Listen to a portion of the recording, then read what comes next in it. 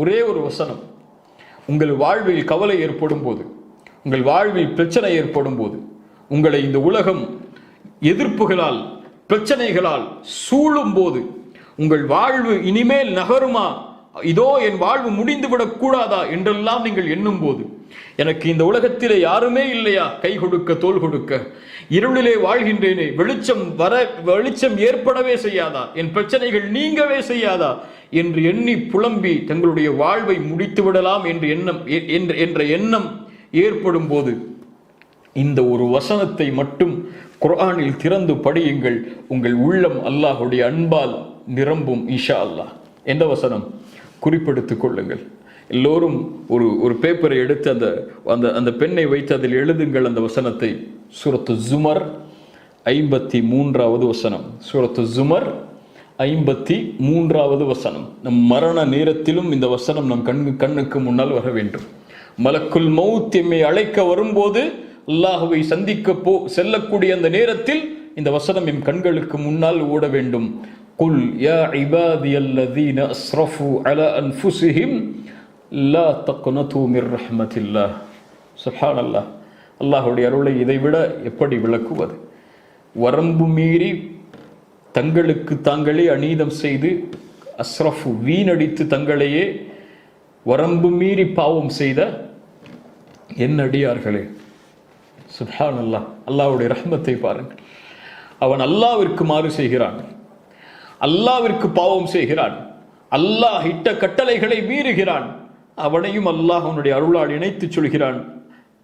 குல் யா இபாதியல்லதீன அஸ்ரஃபு அலா அன்ஃபுஸிஹிம், தங்களுடைய நஃப்ஸுக்கே வரம்பு மீறி பாவம் செய்த என் அடியார்களே கேளுங்கள். லா தக்னது மிர் ரஹ்மத்தில்லாஹ், அல்லாஹ்வுடைய அருளில் ஒருபோதும் நம்பிக்கை இழந்து விடாதீர்கள்.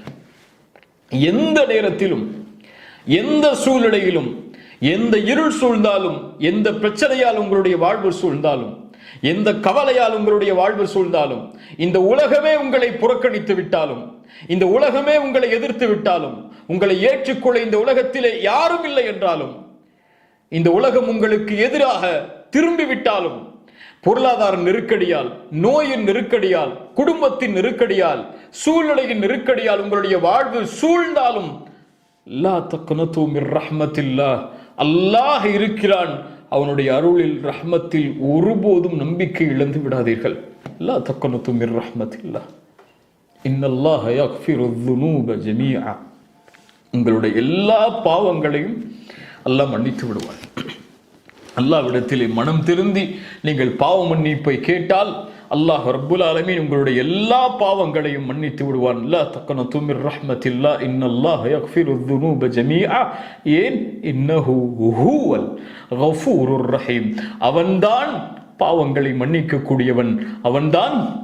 சொல்லுங்கள், இன்னஹு ஹுவ அல் கஃபூர் அர் ரஹீம், அவன் ரஹீம், அவன் இரக்கமுடையவன், அவன் ரஹ்மத்தை உடையவன், அவன் அர் ரஹ்மான், அவன் அர் ரஹீம். இன்னஹு ஹுவல் கஃபூருர் ரஹீம். ஏன் நம்பிக்கை இழக்காதே? அர் ரஹீம் இருக்கிறான் உன்னோடு. ஏன் நம்பிக்கை இழக்காதே? எந்த நேரத்திலும் அவனை எந்த நேரத்திலும் அவனுடைய ரஹ்மத் உன்னிலிருந்து நீங்காது. அவனுடைய அடியார் தான் நீ. இந்த உலகத்திலே உனக்கு அவகாசம் உண்டு. உன்னுடைய தொண்டை குழியை உயிர் அடைக்கும் வரை என்ன பாவம் செய்தாலும், என்ன குற்றம் செய்தாலும், மனம் திருந்தி இறைவா உன்னிடத்திலே வருகிறேன், என்னை மன்னித்து விடு என்று கேட்டாலும், ஹத்த ஷிர்கே செய்தாலும், இணை வைப்பே செய்தாலும், மரணத்திற்கு முன்னால் ஒருவன் மனம் திருந்தி யா அல்லாஹ் இணை வைத்து விட்டேன், உன்னிடத்திலே மீண்டு வருகிறேன் என்று கூறினால் அல்லாஹ் ரப்புல் ஆலமீன் உன்னை ஏற்றுக்கொள்வான். இன்னஹு ஹுவல் கஃபூருர் ரஹீம். ஏன்? அவனுடைய அருளில் நம்பிக்கை இழக்காதே. அவன்தான் பாவங்களை மன்னிப்பவன், அவன்தான் அர் ரஹீம்.